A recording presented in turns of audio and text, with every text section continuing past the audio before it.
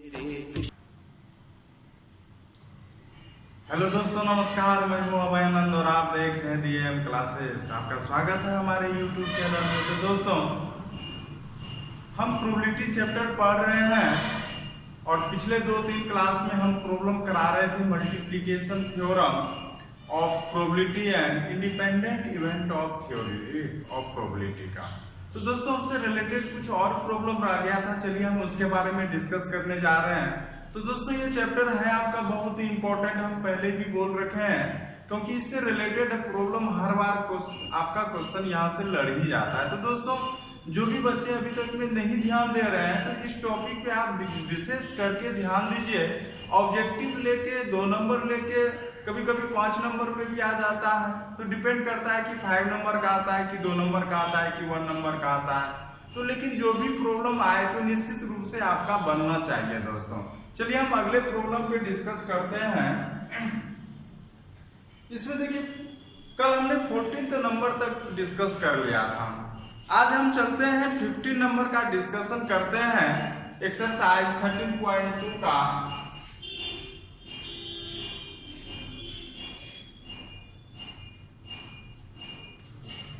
तो दोस्तों देखिए, इसमें कहता क्या है कि ताश के 52 पत्तों में सुमिश्रित गड्डी में एक पत्ता यादृच्छा निकाला जाता है। तो आप जानते हैं कि 52 ताश के कार्ड की संख्या कितना होता है, तो 52 होता है। और उससे आप एक पत्ता को क्या कर रहे हैं, बाहर निकाल रहे हैं। तो कहता है निम्नलिखित में से किन दशाओं में ई और एफ स्वतंत्र है। यहाँ पे 2 घटनाएं दिया हुआ है जो आपको प्रॉब्लम में दिया रहेगा, और वो बताना क्या है कि दोनों घटनाएं स्वतंत्र हैं। बोथ इवेंट आर इंडिपेंडेंट और नॉट, कि वो स्वतंत्र घटनाएं हैं या नहीं है। तो बहुत सिंपल है दोस्तों। स्वतंत्र घटनाओं के लिए हम कंडीशन बताए हुए थे कि probability of E intersection F equal to probability of E into probability of F. याद कीजिएगा दोस्तों, याद दिलाते हैं क्योंकि इंडिपेंडेंट तो बहुत इंपॉर्टेंट है कि स्वतंत्र घटनाएं के लिए probability of E intersection F equal to P E into क्या, तो पीएफ। अगर ऐसा घटना फॉलो कर रहा है तो निश्चित रूप से ये इवेंट ई एंड एफ क्या होगा, इंडिपेंडेंट होगा, स्वतंत्र होगा।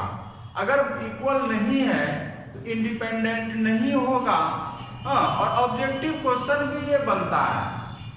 देखिएगा, ये क्वेश्चन आपका ऑब्जेक्टिव में भी पूछ देता है कि अगर ई और एफ इंडिपेंडेंट इवेंट है, स्वतंत्र घटनाएं हैं, तो 4 कंडीशन आपको दे दिया रहेगा, और 4 कंडीशन में से एक कंडीशन ये दिया रहेगा। और आपको अगर पता है तो आप निश्चित रूप से बिना सॉल्यूशन किए ही आप करेक्ट आंसर दीजिएगा। अगर आपको पता ही नहीं है तो आप कैसे इसको हल कीजिएगा। तो दोस्तों, हम चलते हैं प्रॉब्लम पे कि ताश के 52 पत्तों की एक सुनिश्चित गड्डी में एक पत्ता यादृच्छा निकाला जाता है। रैंडमली एक पत्ता आप निकाल रहे हैं। तो निम्नलिखित में से किन दशाओं में घटनाएं ई और एफ स्वतंत्र है, इंडिपेंडेंट है। अब देखिए, घटना का जिक्र किया हुआ है। पहला घटना कहता है, देखिए यहाँ पे कुल पत्ते की संख्या कितना हो गया। तो यहाँ पे बात करेंगे, प्रॉब्लम है 15 नंबर। एस जो सैंपल स्पेस हो गया, प्रतिदर्श समष्टि हो गया। देखिए यहाँ पे क्या हो गया, कुल पत्ते की संख्या है ना, कुल ताश, कुल पत्ते की संख्या। तो ये कितना हो गया, तो 52 हो गया। टोटल कार्ड्स कितना हो गया, 52 हो गया।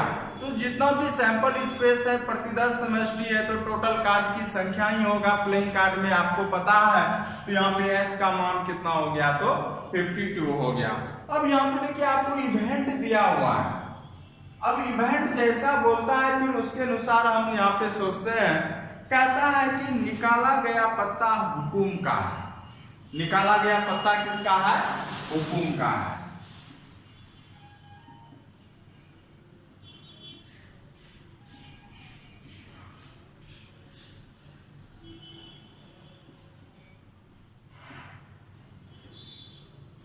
निकाला गया पता किसका है? तो हुकुम का है। एक और इवेंट कह रहा है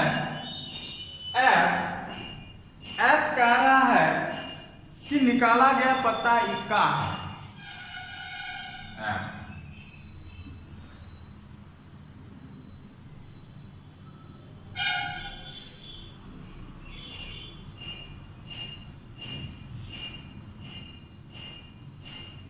अब बताइए दोस्तों, ये जो दो घटना होगा ये इंडिपेंडेंट है, स्वतंत्र है या नहीं है? हाँ, इंग्लिश मीडियम वाले आप देख लीजिएगा इंग्लिश में क्या प्रॉब्लम लिखा हुआ है। हम यहाँ पे दोनों लैंग्वेज एक साथ नहीं पढ़ा सकते हैं, तो चलिए आप लोग मैनेज कीजिएगा लैंग्वेज। समझना है कंसेप्ट कि आपको प्रॉब्लम समझ में आया कि नहीं आया। तो इंग्लिश वाले इंग्लिश में लिखा कीजिएगा, हिंदी वाले हिंदी में लिखा कीजिएगा। तो चलिएगा दोस्तों, अब बताइएगा कि निकाला गया पत्ता अगर हुकुम का है तो हुकुम का कुल कितना पत्ती होता है? Playing card. तो आप प्लेइंग कार्ड को याद कीजिए, हमने जो बताया था फर्स्ट क्लास में कि सेकेंड क्लास में बताया था, शायद फर्स्ट क्लास में हम बताए होंगे कि उसमें होता है 52 कार्ड होता है। याद कीजिएगा, प्लेइंग कार्ड है, कुछ कंसेप्ट नहीं है जो कि एकदम सुन के भी याद कर सकते हैं। प्लेइंग कार्ड है 52 कार्ड है। पहली बात, उसको आप दो भाग में बांट दिए कलर के आधार पे। एक हो गया लाल 26, एक हो गया ब्लैक 26। Red 26, black 26। उसमें भी होता था लाल पान, हिंदी में बता रहे पहले 13 ठो लाल पान, 13 ठो हो गया ईटा, 13 ठो हो गया काला पान और 13 ठो हो गया चिड़िया। जिसमें काला पान को ही हुकुम कहते थे। इंग्लिश में बात करेंगे तो हो गया 13 हार्ट्स, 13 हो गया डायमंड, 13 हो गया स्पेड्स, और हो गया फिर 13 हो गया क्लब। तो यहाँ पे बात करेंगे हम कि निकाला गया पत्ता हुकुम का है। हुकुम मतलब काला पान। अब आप ही बताइए कि निकाला गया एक ठो पत्ता काला पान का होगा तो वहां पे 52 ठो में कुल काला पान की संख्या कितना? 13 ठो है ना। तो 13 ठो में ही अगर काला पान का पत्ता निकला होगा तो 13 ठो में ही एक ठो पत्ता निकला होगा। दोस्तों बात समझ रहे होंगे ना कि इवेंट कहता है कि निकाला गया पत्ता काला पान का है तो काला पान का होगा, हुकुम मतलब काला पान हुआ तो 13 ठो में ही तो एक काला पान निकला होगा। अब देखिए, अब यहाँ पे कहता है कि एफ निकाला गया पत्ता इक्का है, ईटा नहीं, ईटा 13 ठो हो जाएगा, इक्का 4 ठो होगा। देखिएगा दोस्तों, अब बताइए कि निकाला गया पत्ता अगर इक्का का है तो इक्का के ठो है? तो सब में एक ठो होता था। फेस कार्ड हम बताए थे, नहीं है तो फिर से आपको देखिए कॉपी को या वीडियो मेरा देख लीजिए, फर्स्ट या सेकंड वीडियो होगा, वहां पे प्लेइंग कार्ड के बारे में बताए थे। तो इक्के की संख्या कितना हो गया दोस्तों? 4 हो गया, है ना। कितना हो गया? तो 4 हो गया। तो यहाँ पे हो गया आपका दोस्तों, ये हो गया 13 ठो और ये कितना हो गया? तो दोस्तों ये 4 हो गया, है ना। अब क्या निकालना है? मान निकालिए। तो पीई प्रोबेबिलिटी क्या हो जाएगा दोस्तों? पीई कितना हो गया? तो एक पत्ता जो निकला होगा 13 में से ही निकला होगा, तो 13 बटा 52 हो गया, 1 बटा क्या? तो 4 हो गया। फिर चलिएगा पीएफ का मान कितना हुआ होगा? तो इक्का जो निकला होगा 4 ठो से निकला होगा, तो 4 बटा कितना हो गया? 52 हो गया। 1 बटा कितना हो गया? अब तो इंटरसेक्शन भी तो चाहिए। इंटरसेक्शन क्या हो जाएगा? ई इंटरसेक्शन एफ। पहले सोचिए दोस्तों क्या हो जाएगा कि जब कार्ड को आप 13 कार्ड में बांट दिए थे, 13 हर्ट्स होता था, लाल पान 13 ईटा होता था, डायमंड 13 टो स्पेड होता था, हुकुम काला पान और 13 टो चिड़ी होता था जिसको कहते थे हम लोग क्लब। अब याद कीजिएगा, हर एक में एक एक ठो होता था, जैक, इक्का, फिर होता था क्वीन, किंग, है ना। तो 13 ठो में अगर यहाँ पे इक्का के ठो कॉमन होगा, एक ठो कॉमन होगा कि नहीं होगा, कि कालापन में इक्का, कालापन का इक्का के ठो, एक ठो।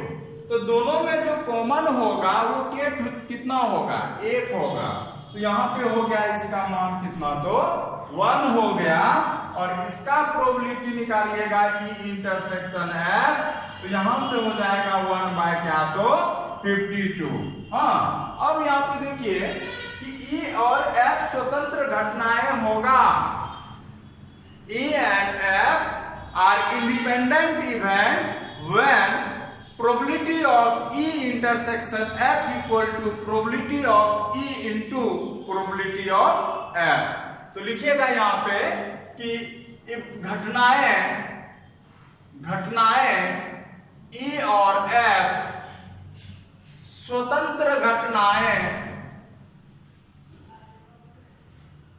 होती है, स्वतंत्र घटनाएं होती है कब, जब probability of E intersection F equal to probability of E into probability of क्या, तो F।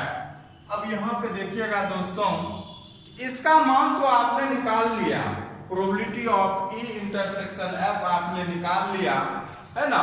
अब निकालना क्या है, तो probability of E into F, तो यहां से आप निकालिए कि probability of E into probability of F, तो प्रोबेबिलिटी ऑफ E क्या हो गया, तो 1/4 इंटू 1/13 और यहाँ पे 1/52।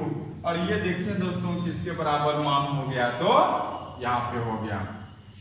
तो कहने का मतलब है कि आपका ये कंडीशन फॉलो किया कि नहीं किया, तो आप कह सकते हैं कि hence E and F are independent event, अतः E और घटनाएं E और F स्वतंत्र घटनाएं हैं। अतः E और F स्वतंत्र घटनाएं। बहुत ही सिंपल था दोस्तों, इस तरह का प्रॉब्लम अभी और हम कितना सारा कराएंगे, तो बने रहिए मेरे YouTube के साथ। तो दोस्तों आप लोग कंप्लीट वीडियो देखा कीजिए, क्योंकि अगर एका दुक्का प्रॉब्लम देख लेते हैं और फिर छोड़ देते हैं तो फिर आप अधूरे रह जाते हैं। तो जब भी देखा कीजिए तो आप लोग कंप्लीट वीडियो देखा कीजिए दोस्तों।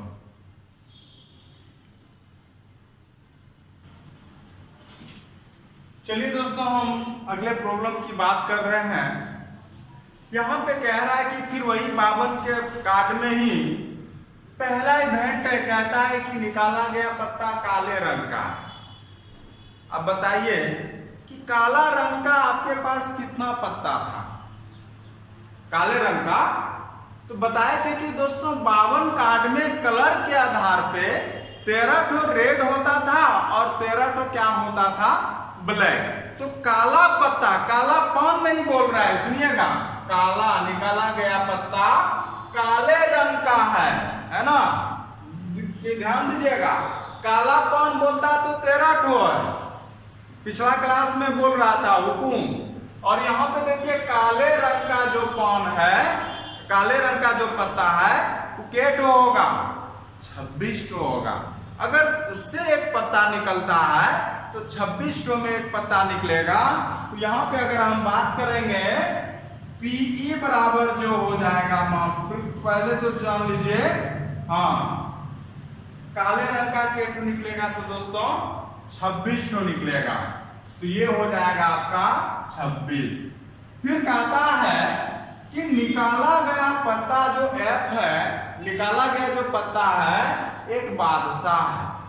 तो फिर आपको बताएंगे फेस पत्ती के बारे में कि जो निकाला गया पत्ता अगर है तो कालापन में भी हो, लालपन में भी एक बादशाह हुआ, डायमंड में भी, ईटा में भी एक बादशाह हुआ, और हुकुम कालापन में भी एक बादशाह हुआ, चिड़ी में भी एक बादशाह हुआ।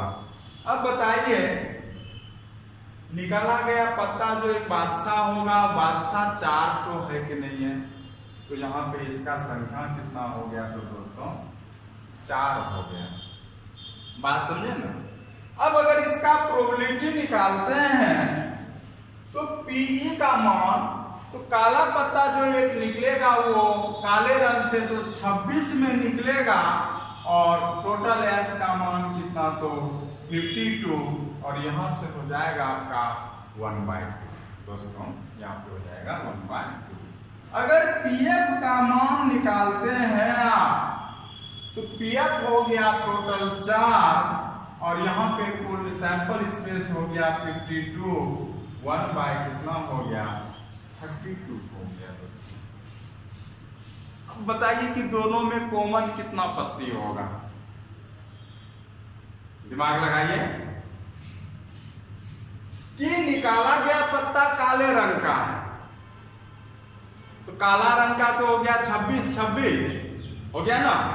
अब उसी में से बादशाह है तो 2 ठो बादशाह लाल रंग में होगा और 2 ठो बादशाह कहां पे होगा, काला रंग में होगा, है ना। तो यहां पे जो हो गया प्रोबेबिलिटी ऑफ P, पहले निकाल लीजिए। अगर E इंटरसेक्शन F निकाल रहे हैं तो इसमें जो काला रंग का जो होगा, एक काला पान है और एक चिड़िया है तो दोनों का बादशाह क्या हो जाएगा, कॉमन हो जाएगा। तो यहाँ पे के ठो है तो 2 ठो है तो probability of E intersection F का मान 2/52 और यहाँ से कितना हो गया 1/26।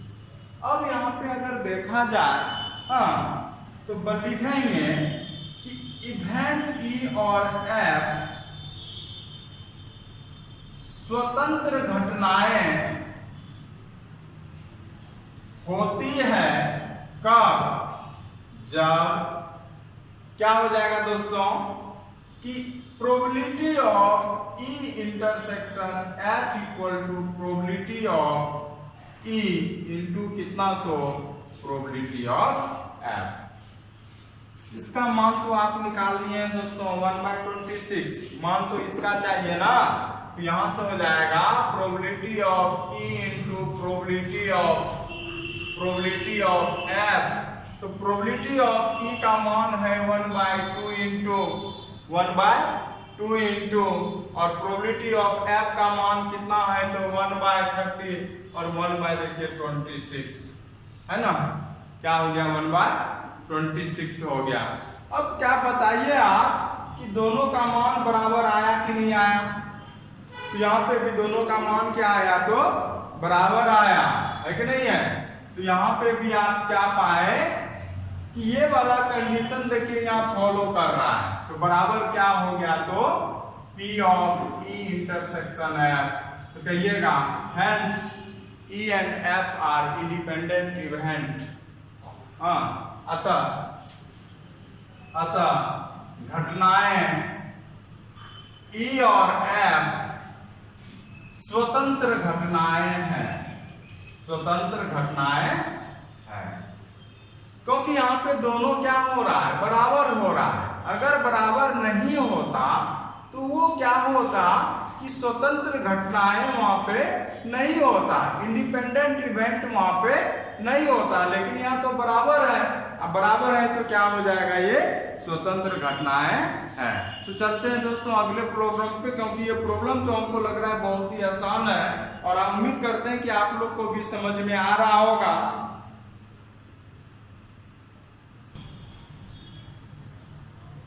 चलते हैं दोस्तों अगला प्रॉब्लम कह रहा है कि 52 कार्ड में पहला इवेंट है कि निकाला गया पत्ता, एक तो जो पत्ता निकाल रहे थे, निकाला गया पत्ता एक बादशाह है या एक बेगम है, एक बादशाह है या एक बेगम है। आप जो कार्ड निकाले 152 से, कहता है वो एक बादशाह भी हो सकता है और एक क्या हो सकता है तो बेगम हो सकता है। तो सुनिए यहाँ पे आउटकम्स का मान कितना हो गया कि अगर मान के चलिए कि आपका एक बादशाह निकला होता तो 4 ठो बादशाह से 1 ठो निकला होता, या अगर बेगम निकला होता 1 ठो, 4 बेगम से 1 निकला होता। तो बादशाह भी हो सकता है और बेगम भी हो सकता है। तो 4 उधर से में आ सकता है, 4 इधर से आ सकता है। तो 4 4 कितना हो गया दोस्तों? 8 हो गया। तो यहां पे जो हो गया कितना हो गया? तो 8 हो गया आउटकम्स। अब देखिएगा कि निकाला गया पता एक बेगम है या एक गुलाम है। अगर बेगम निकलेगा तो 4 ठो में 1 ठो निकलेगा, तो 4 ठो निकलने का चांस हो गया। अगर गुलाम होगा तो वहां पे 52 कार्ड में भी फेस कार्ड में गुलाम की संख्या के ठो? 4 ठो। यहाँ पे भी कितना हो गया? तो 8 हो गया। अगर आप प्रोबेबिलिटी निकालते हैं तो प्रोबेबिलिटी क्या हो गया? पीई का मान हो गया 8/52 2/13। अब प्रोबेबिलिटी ऑफ एफ क्या हो गया? ये भी 8/52, ये भी क्या हो जाएगा? 8/52, ये भी हो जाएगा 2/13। अब इंटरसेक्शन की बात रहा दोस्तों, ई इंटरसेक्शन। अब बताइएगा कि अगर निकाला गया पत्ता एक बादशाह और यहाँ बेगम है और यहाँ पे बेगम और गुलाम है, तो दोनों में अगर देखिएगा तो कॉमन कौन है? तो बेगम है। अब तो बेगम कितना आ सकता है? 4 ठो आ सकता है। 4 ठो में कोई एक तो बेगम निकलेगा ना कॉमन। तो यहाँ पे जो आया मान कितना? तो 4 ठो बेगम कॉमन आ रहा है। और यहाँ पे निकालिएगा probability of E intersection F, तो 4/52 1/13। अब यहाँ से अगर मान निकालते हैं तो लिखिएगा कि event E and F are independent event when probability of E intersection F equal to probability of E into probability of F. घटनाएं ई और एफ स्वतंत्र घटनाएं होगी। घटनाएं ई और एफ स्वतंत्र घटनाएं होगी। कब? जब when probability of E intersection F equal to probability of E into probability of F. Probability of E intersection to probability of F. अब यहाँ पे बताइए, अगर आप मान यहाँ पे देखते हैं निकालते हैं तो है ना, ये तो सूत्र हो गया दोस्तों। यही कंडीशन फॉलो करना चाहिए आपका इंडिपेंडेंट इवेंट के लिए। तो यहाँ से अगर देखा जाए तो probability of E into probability of F equal to, अगर आप बात करेंगे तो 2/13 इंटू 2/13 4/169। अब क्या बताइए, क्या ये मान और ये मान आया बराबर? तो यहाँ पे देखा जाए तो does not equal to probability of E intersection F. कहने का मतलब है यहाँ पे ये चीज बराबर नहीं है। अगर बराबर नहीं है तो आप ही बताइए क्या यहाँ स्वतंत्र घटनाएं होगा? नहीं होगा। तो लिखिएगा hence event E and F are not independent event. अतः घटनाएं ई और एफ स्वतंत्र घटनाएं नहीं है। अतः ई और एफ स्वतंत्र घटनाएं नहीं है। इस प्रकार से दोस्तों ये प्रॉब्लम समाप्त होता है। चलते हैं हम अगले प्रॉब्लम पे।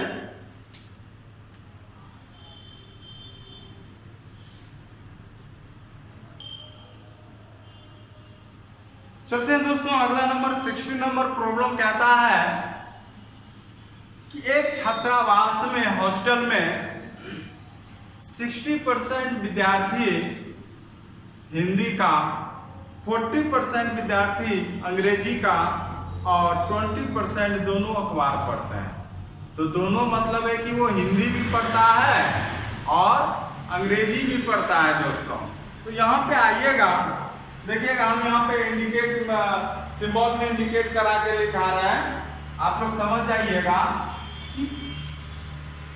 40-60% हिंदी का। तो प्रोबेबिलिटी ऑफ एच, मतलब ये समझ जाइए कि हिंदी हो गया, एच हिंदी हो गया, कितना परसेंट है? 60% है। अगर परसेंटेज में जो होगा ना, तो प्रोबेबिलिटी भी जो कैलकुलेशन होगा वो 100 पे होगा। मतलब है अगर परसेंट हो गया तो एस का मान कितना हो गया? 100 हो गया, है ना। यहाँ पे बोल रहा है क्या कि 60% तो हो गया 60/100, बात समझ गया ना, 60/100 हो गया। तो यहाँ से इसका मान अगर निकालिएगा 0.60।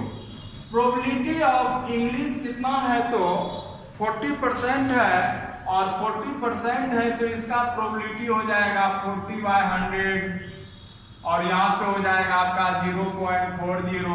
अब हिंदी और इंग्लिश दोनों बोल रहा है, तो दोनों मतलब हो गया जो दोनों में कॉमन है, इंटरसेक्शन हुआ। तो probability of E intersection F का मान हो गया क्या? तो 20%। तो यहाँ पे हो गया 20% हो गया, तो 20/100, यहाँ पे हो गया 0.20। अब देखिए दोस्तों, इतना तो प्रॉब्लम बोल रहा है। अब क्या वो प्रॉब्लम बोलता है हम सिंबल में लिख देंगे। आपके पास बुक है, बुक से आप समझिएगा सवाल क्या कह रहा है, बाकी अभी हम सुना दे रहे हैं कि प्रायिकता ज्ञात कीजिए, फाइंड दी प्रोबेबिलिटी। वो ना तो हिंदी बोलता है और ना ही इंग्लिश बोलता है, हाँ, ना ही वो हिंदी बोलता है, मतलब निकालना है कि ना वो हिंदी बोलता है, मतलब ये डैश, वो ना हिंदी बोलता है और ना ही वो क्या बोलता है?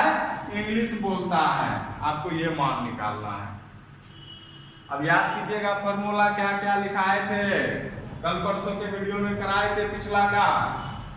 यहां पे हो जाएगा probability of H union E whole dash. बात समझे ना, कि यहाँ पे अगर H complement intersection E complement है, H यूनियन E कंप्लीमेंट हो जाएगा, मतलब है कि होल डैश हो जाएगा तो इंटरसेक्शन यूनियन बन जाएगा, और यूनियन क्या बन जाएगा? इंटरसेक्शन हो जाएगा। क्यों? ये डी मॉर्गन रूल के तहत हम सेट से लेते हैं। अब आते हैं यहाँ पे, देखिए अब होल डैश बन गया, तो यहां से आप लिख सकते हैं 1 - P ऑफ H यूनियन क्या? तो E। यहाँ पे मान निकालने के लिए आपको सबसे पहले PH यूनियन E का मान निकालना है। इसका सूत्र आप क्या जानते हैं? H यूनियन E बराबर क्या होता है दोस्तों, आप ही बताइएगा। तो probability of H plus probability of E minus probability of E intersection क्या होता है? F होता है ना। क्या होता है? E इंटरसेक्शन F होता है। क्या बोले थे हम? Probability of H union E बराबर क्या होगा?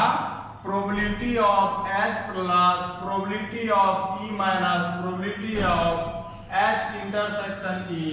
अब देखिएगा प्रोबेबिलिटी ऑफ H का मान क्या है? तो 0.60 प्लस यहाँ पे हो जाएगा 40 माइनस 0.20, और इसका जो मान आया है आपका कितना? तो 0.20 कितना हो जाएगा? तो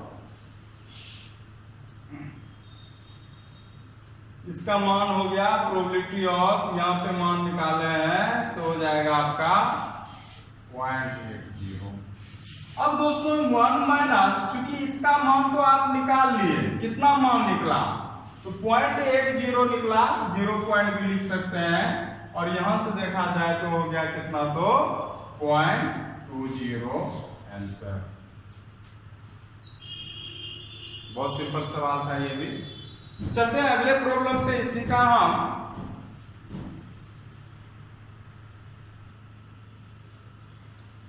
देखिए second number B number problem कहता है, वो फर्स्ट प्रॉब्लम था। बी नंबर कहता है कि यदि वह हिंदी का अखबार पढ़ती है, दिया हुआ एक घटना कि यदि वह हिंदी का अखबार पढ़ती है यदि वह हिंदी का अखबार पढ़ती है तो उसके अंग्रेजी के अखबार पढ़ने की होने की प्रायिकता क्या है दोस्तों? ये कंडीशनल प्रोबेबिलिटी है। कंडीशनल प्रोबेबिलिटी कब लगाते थे, याद है? कि जब एक प्रोबेबिलिटी दिया हुआ है और दूसरे का प्रोबेबिलिटी निकालने के लिए सवाल कह रहा है, प्रॉब्लम कह रहा है, तो कौन सा रूल लगाइएगा दोस्तों? कंडीशनल प्रोबेबिलिटी लगाइएगा, सप्रतिबंध प्रायिकता लगाइएगा। कैसे हम जाने कि यहाँ पे सप्रतिबंध प्रायिकता लगाएंगे? तो आप देखिए, बुक आपके सामने होगा कि वह हिंदी का अखबार पढ़ती है। तो पहला घटना क्या बोल रहा है कि वह हिंदी का अखबार पढ़ती है। तो हिंदी का जो अगर अखबार पढ़ती है तो प्रोबेबिलिटी ऑफ H कितना है? तो 0.60। अब कहता है, तब क्या बोल रहा है कि वह अंग्रेजी के अखबार पढ़ने की प्रायिकता ज्ञात कीजिए। तो उस समय कब? जब 6.60 हिंदी का अखबार पढ़ता है, तो उस समय कहता है कि अंग्रेजी का पढ़ने वाले का प्रोबेबिलिटी क्या कीजिए? ज्ञात कीजिए। तो प्रोबेबिलिटी ऑफ E का जब यहाँ पे हिंदी पढ़ने वाला हो तो यहां से हो जाएगा probability of E intersection H intersection E, अब बाय हो जाएगा PH, और यहाँ पे मान होगा P of H intersection E का मान कितना? तो 20। यहाँ से हो जाएगा 0.20 बाय 0.60, 1 बाय कितना? तो 3 हो गया। ठीक उसी प्रकार से दोस्तों सी नंबर प्रॉब्लम कह रहा है, सी नंबर प्रॉब्लम कह रहा है क्या? सी नंबर प्रॉब्लम कह रहा है कि वह अंग्रेजी का अखबार पढ़ती है। पहली घटना दिया हुआ है, किसका अखबार पढ़ती है? अंग्रेजी का अखबार पढ़ती है। तो इसका मान क्या था? 40। P ऑफ फिर चलिएगा, P of H intersection E का मान कितना था? 0.20, है ना? तो कहता है कि जब अंग्रेजी का इतना पढ़ता है तब उस समय इंग्लिश हिंदी का अखबार पढ़ने वाले की प्रायिकता ज्ञात कीजिए। Find the probability of Hindi student.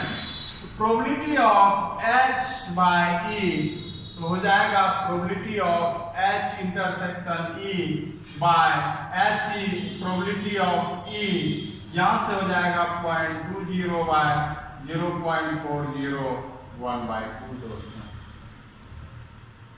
सवाल देखिए कितना आसान था, और ये सब सवाल पूछ देता है दोस्तों। और सबसे बड़ी बात क्या है, थोड़ी सी नासमझ के कारण आप लोग का प्रोबेबिलिटी चैप्टर छूट जाता है। ये लास्ट चैप्टर है, हम भी ऐसे लास्ट में ही पढ़ाते हैं, लेकिन क्या होता है कि लास्ट में जाके आप लोग जो सिलेबस यूं ही पढ़ा देता है खींचकर, 5-6 दिन में खत्म कर दिया। लेकिन एक बात है कि अगर प्रोबेबिलिटी चैप्टर आपको समझ गया तो निश्चित रूप से आप इससे ज्यादा नंबर उठाइएगा। और उम्मीद कर रहे हैं कि आप इसको मन लगा के पढ़ाई कीजिए और इससे प्रॉब्लम आपका सॉल्व होना ही चाहिए।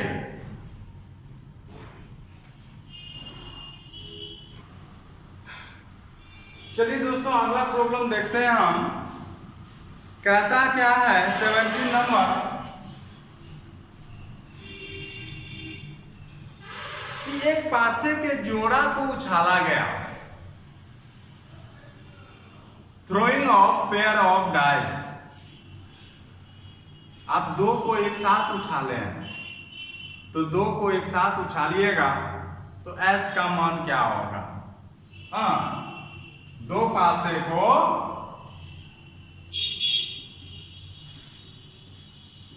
उछालने पर, थ्रोइंग 2 डाइस, S बराबर हो जाएगा 6 स्क्वायर 36। मतलब है कि जब दो पासा को आप उछालिएगा तो एक पासा पे भी 1 से लेके 6 तक में कोई न कोई अंक आएगा, और अगर आप दूसरे पर भी उछालिएगा दोस्तों वहां पे भी आपका कुछ ना कुछ मान आएगा। क्या आएगा? 1 से लेके 6 तक आएगा। बात समझ गए ना? तो इस तरह से s का मान कितना हो गया? 36 हो गया। अब यहां पे बोलता क्या है कि प्रत्येक पासे पर, मतलब पहले पर भी और दूसरे पर भी जो होना चाहिए सम अभाज्य संख्या प्राप्त होने का प्रायिकता ज्ञात कीजिए। पहले डाइस पे भी सम अभाज्य संख्या, even prime number, even prime number क्या होगा? सम अभाज्य संख्या क्या होगा? तो इवन प्राइम नंबर मात्र एक ही है, वो क्या है? तो 2 है। तो कहने का मतलब है कि यहाँ पे जो मान आएगा वो क्या होगा? आउटकम्स जो होगा वो मान क्या हो जाएगा? तो सम अभाज्य संख्या।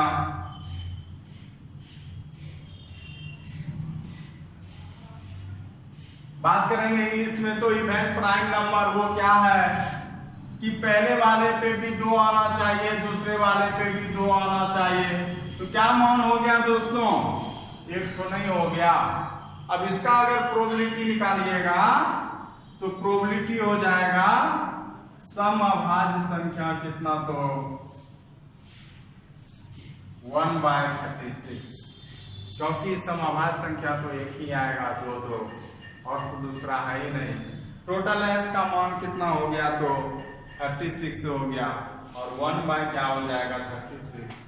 ये भी ऑब्जेक्टिव है दोस्तों। इस तरह के क्वेश्चन को आप VBI कीजिए, अगर सवाल घुमा दिया तो ये सब क्वेश्चन आ जाता है।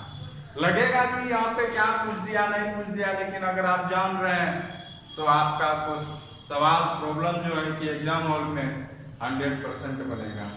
तो दोस्तों अब लास्ट ऑब्जेक्टिव 18 है, तो ये आप बताने लायक नहीं है तो आप टैली करा लीजिएगा। 18th नंबर डिफिनेशन के आधार पे है और हम बता चुके हैं, तो 18 नंबर आप आंसर मिला लीजिएगा दोस्तों। इसी के साथ आज का एक्सरसाइज समाप्त होता है और कल जो बताएंगे, अब नेक्स्ट जो वीडियो बताएंगे वेज थ्योरम, वो भी लॉन्ग क्वेश्चन के लिए बहुत इंपॉर्टेंट होता है।